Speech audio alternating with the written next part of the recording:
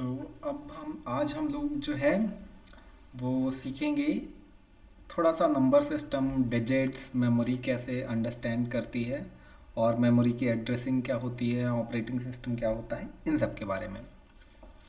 तो स्टार्ट करते हैं। तो ये एक टेबल है जो कि आई थिंक हर एक कंप्यूटर साइंस इंजीनियर या प्रैक्टिशनर को बाय हार्ट होनी चाहिए और एटलीस्ट समझ में आनी चाहिए।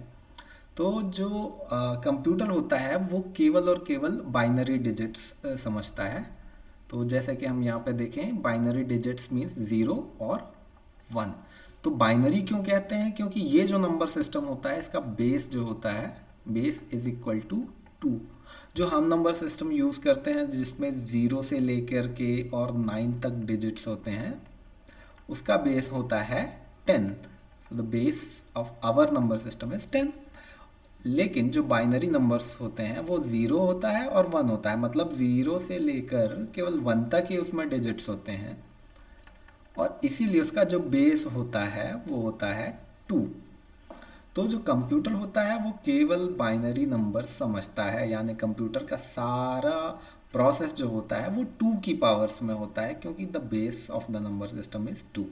तो जो सिंगल डिजिट होता है उसको हम कहते हैं bit. So one bit means zero और वन। देन वन बाइट होता है जो कि 8 बिट्स को मिला के एक सिंगल बाइट बनता है, और इसको हम टू की पावर्स में अगर रिप्रेजेंट करें तो ये टू की पावर 3 बिट्स या एक सिंगल बाइट कहलाता है। देन जो हमारा होता है बाइट्स से हम आते हैं किलो बाइट्स में। तो जनरली क्या फंडा होता है? Generally it is like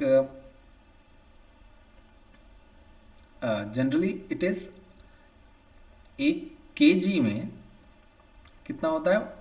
1000 grams होता है, राइट। तो लेकिन यहाँ पे हम कंप्यूटर की बात कर रहे हैं तो यहाँ पे कोई भी चीज़ 10 की पावर्स में, यहाँ पे 1000 ग्राम्स मीन 10⁻³ यहाँ पे 10 की पावर्स में नहीं होगा, जो कुछ भी होगा वो 2 की पावर्स में होगा। इसलिए यहाँ पे एक जो किलो बाइट है उसमें होता है 1024। दैट मीन्स 2 की पावर 10 बाइट्स।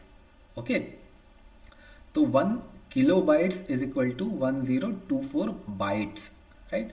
इसी तरीके से जो MB होता है 1 MB, उसमें होता है 1024 किलो बाइट्स, मतलब 2 की पावर 10 किलो बाइट्स, या तो 2 की पावर 20 बाइट्स। सिमिलरली जो 1 GB होता है उसमें होता है 1024 MB।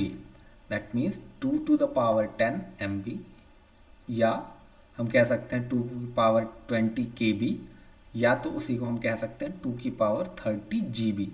तो ये जो 2 की पावर्स में कंप्यूटर वर्क करता है, this is very important. Then हमारा आता है 1 TB is equal to 1024 GB। Then 1 petabyte 1024 terabytes, and 1 exabyte is 1024 petabytes.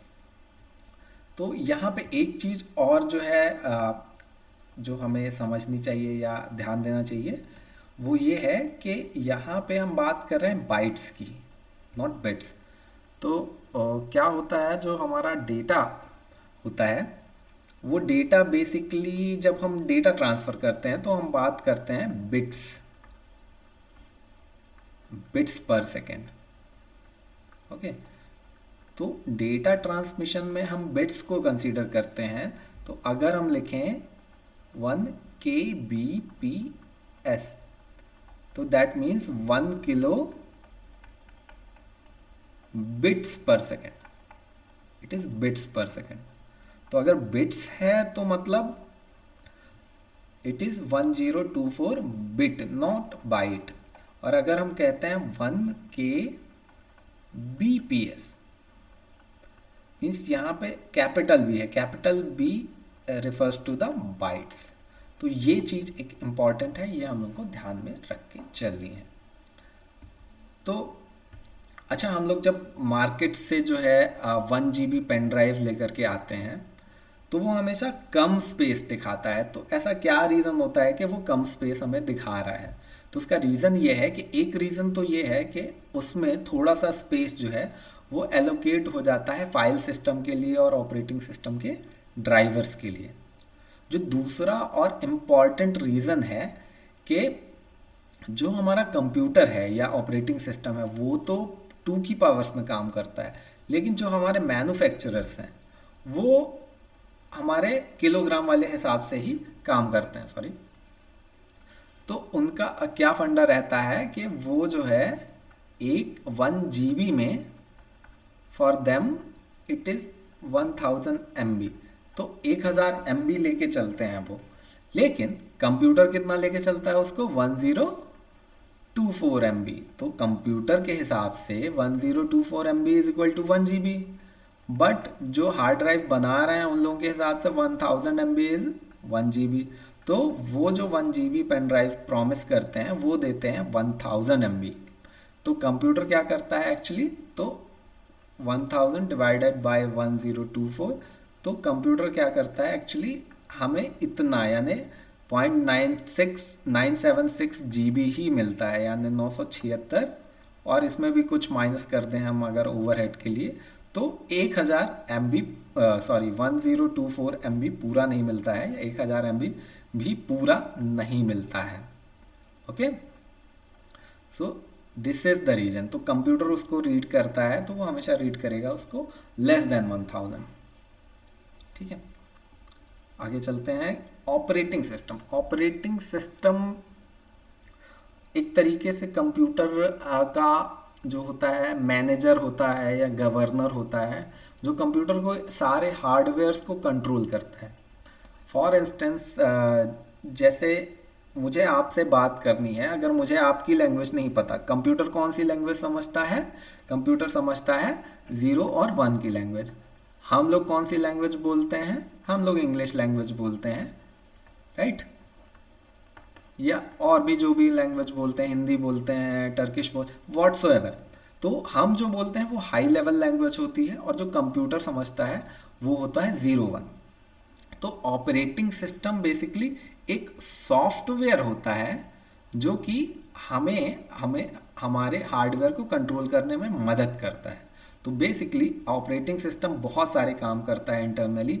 System को बूट करना, स्टार्ट करना, देन मेमोरी को मैनेज करना,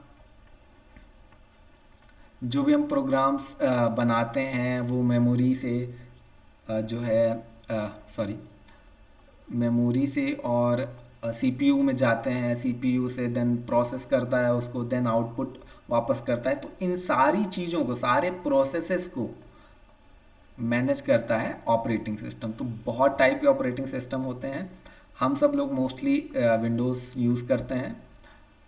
देन एक ऑपरेटिंग सिस्टम होता है लाइनक्स, जो कि एक ओपन सोर्स सॉफ्टवेयर है। इसमें मतलब कोई चार्ज फीस वगैरह नहीं हमें पे करनी होती यूज़ करने के लिए। देन मैक ओएस, जो कि एप्पल के लैपटॉप्स में यूज़ होता है। तो ऐसे ही और भी ऑपरेटिंग सिस्टम्स होते हैं जो कि स्पेशली डिज़ाइन हो सकते हैं सर्वर के लिए या किसी मेन फ्रेम सिस्टम के लिए। तो ऑपरेटिंग सिस्टम एक बहुत ही इम्पॉर्टेंट फैक्टर होता है। देन हम लोग डिस्कस करते हैं जो हमारी मेन मेमोरी है या रैम है, उसी में हमारे सारे प्रोग्राम्स स्टोर होते हैं, और उसकी एड्रेसिंग कैसे होती है वो हम लोग यहाँ पे डिस्कस करेंगे। तो जो भी रैम है आपकी या मेन मेमोरी, या इसी को हम प्राइमरी मेमोरी भी कहते हैं, तो we also call it as a primary memory. तो प्राइमरी मेमोरी क्यों कहते हैं? क्योंकि सीपीयू को जो भी प्रोसेस करना होता है वो प्राइमरी कहाँ पे देखता है? मेन मेमोरी में ही या रैम में ही देखता है, तो इसलिए इसको हम प्राइमरी मेमोरी कहते हैं। तो जो प्राइमरी मेमोरी का स्ट्रक्चर होता है वो primary memory number of cells में डिवाइड होती है। कई सारे सेल्स होते हैं और हर सेल का एक पर्टिकुलर साइज होता है। तो यहाँ पे अगर हम देखें तो ये जो सेल है इसमें 1 2 3 4 5 6 7 8, तो यहाँ पे 8 बिट का एक सेल का साइज है। तो यहाँ पे सेल साइज जो है वो क्या है? 8 बिट, या हम इसको कह दें 1 बाइट। ये डिफरेंट भी हो सकता है, 8 बिट या 1 बाइट फिक्स नहीं है, यहाँ पर ये 1 बिट है।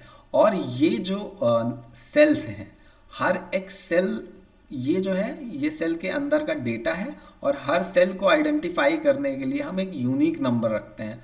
फॉर इंस्टेंस यहाँ पे अगर ये 000, 001, 010, 011, 100, 101, 110 एंड 111, ये सारे सेल्स हैं, और ये जो हैं ये हैं सेल के एड्रेस।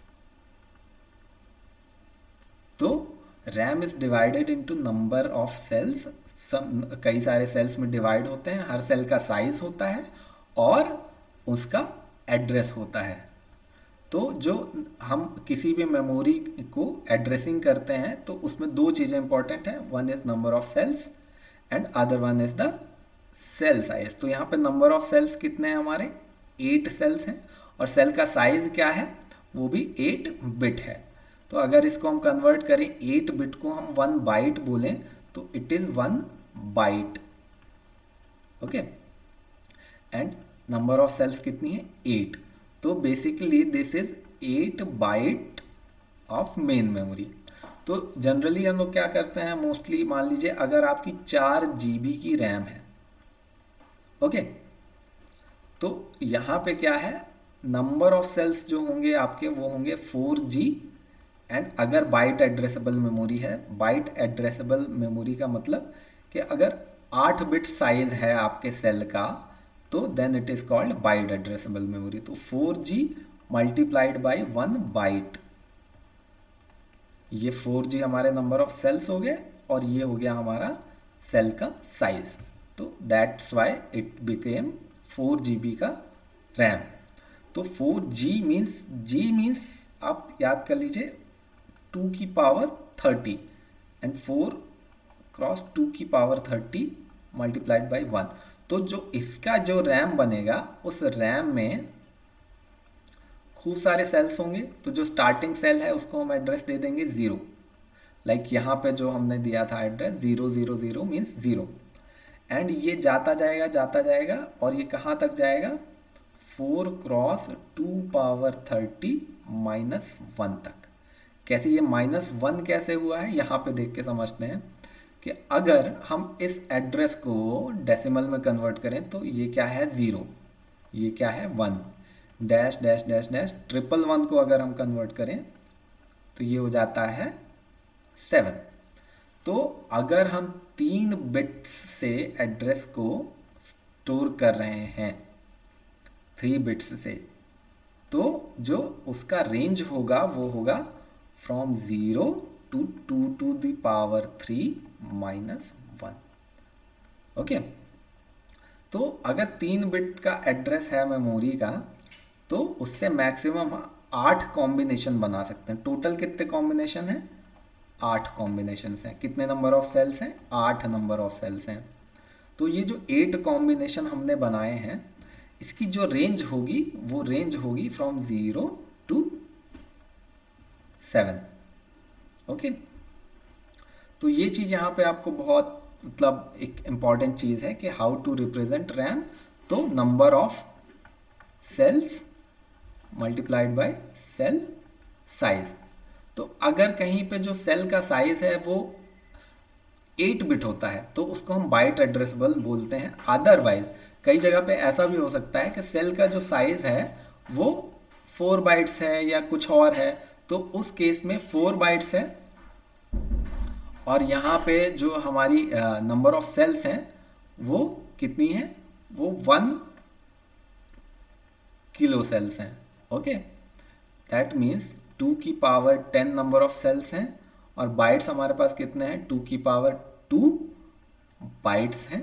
तो it is equal to 2 to the power 12 bytes, इसलिए ये 4 KB का रैम हो जाएगा, kilo bytes. Why kilo bytes, क्योंकि 2 to the power 10 is kilo and 4 bytes, तो it is 4 kilo bytes of RAM. Okay, so इस lecture के लिए इतना ही। जाते जाते हम लोग जो है एक छोटा सा न्यूमेरिकल सॉल्व करने की कोशिश करते हैं कि लेट्स से हमारा जो नंबर ऑफ सेल्स हैं मल्टीप्लाइड बाय सेल साइज, और हमारी जो रैम है हमारे पास 1 GB। ओके, और जो सेल साइज है वो हमारे पास है 8 बाइट्स। तो नंबर ऑफ सेल्स यहाँ पर कितने होंगे, दैट इज द क्वेश्चन। तो यहाँ पे आप पॉज करके इस क्वेश्चन को सॉल्व करने की कोशिश करिएगा, और मैं यहाँ पे बताता हूँ कि अगर 8 बाइट्स है और यहाँ पे टोटल जो हमारी मेमोरी है वो है 1 GB। तो अगर 8 बाइट्स को हम कन्वर्ट करें 2 to the power 3 बाइट्स होता है ये, और 1 GB टोटल होता है, तो उसको हम रिप्रेजेंट कर सकते हैं 2 की पावर 30 बाइट्स। तो यहाँ पे 30 में से अगर 3 निकाल देंगे तो it will be 2 to the power 27। तो number of cells will be 2 to the power 27। तो ये जो डायग्राम है ये आपके रिवीजन के लिए है। मैंने बताया था कि जो रजिस्टर होता है वो मोस्ट कॉस्टली होता है, और जो हार्ड ड्राइव होता है वो सबसे चीपर होता है, एंड देन सिमिलरली ये सबसे फास्टर होता है, एंड जो हार्ड ड्राइव होता है वो सबसे स्लोवर होता है। So thank you very much guys.